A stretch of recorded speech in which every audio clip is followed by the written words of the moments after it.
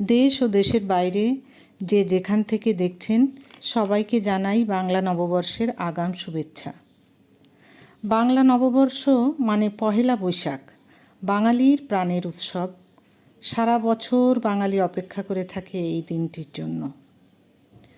পূজা অর্চনা, দেবী বন্দনা, বর্ষবরণ, নাচ গান, কবিতা আবৃত্তি, মেলায় যাওয়া, শাড়ি পরা, পুঁতি মাটি ও কাঠের অলংকার পরা, আলতা পরা, সাথে বাঙালি খাবার তো থাকছেই।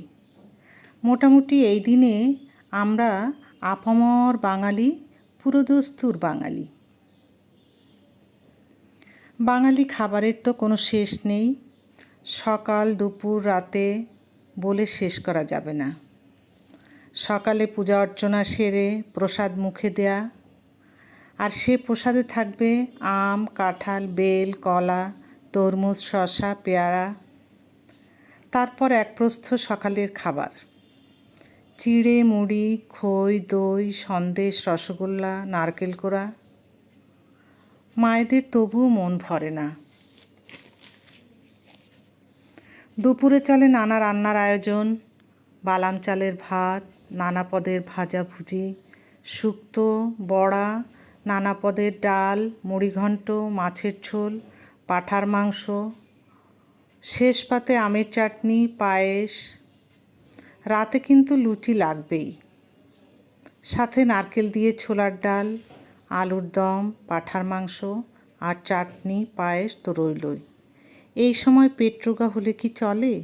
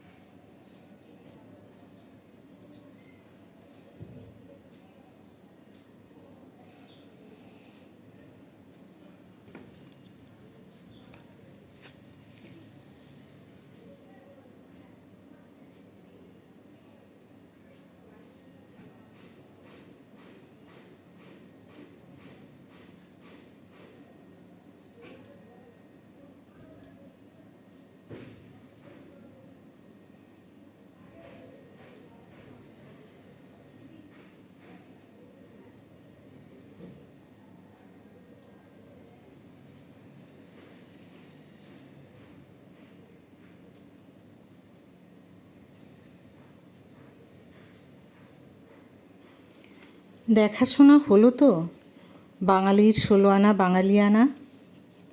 নমস্কার বন্ধুরা, কুকিং ওয়েব থেকে সকলকে আবারও নববর্ষের আগাম শুভেচ্ছা জানিয়ে শেষ করছি। আমার চ্যানেলটি যদি ভালো লাগে তাহলে সাবস্ক্রাইব করবেন আর লাইক, কমেন্ট ও শেয়ার করে পাশে থাকবেন।